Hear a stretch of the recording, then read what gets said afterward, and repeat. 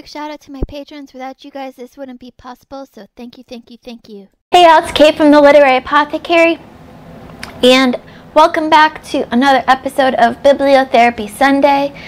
Today we're going to be talking about claustrophobia. Now, claustrophobia to me can come in a lot of different ways, whether it's physical claustrophobia, like most people think tight spaces, crowded areas, that kind of thing. But I feel like claustrophobia can also be an emotional thing. You don't have room to emotionally breathe. You don't have room to be yourself. If you've ever been in a situation where you just feel like you can't be yourself, you feel like people's large personalities or demands are just too much for you and you just want to go and hide. I feel like to me that's like emotional claustrophobia. So today we're going to talk about claustrophobia, and I have got one recommendation from the novel Cure on how to better handle claustrophobia, or a book that will make you feel better in tight spaces.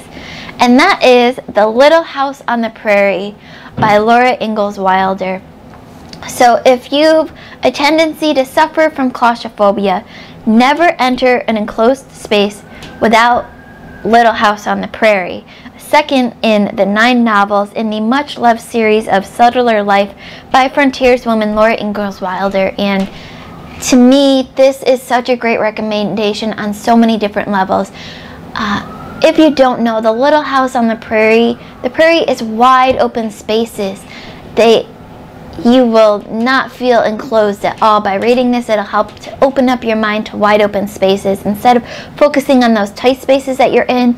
Also, I think it helps with emotional claustrophobia too, because this is a rather large family, but they all are allowed to be themselves in this family, and they go off on their own adventures, and it's such a great series. And especially this book, the second book in this series, I grew up reading these books and watching this show, and to me it really helped. Even though I had a lot of emotional claustrophobia growing up and not being able to be myself, those times where I really felt like I could be myself, these books certainly helped that emotional claustrophobia bit.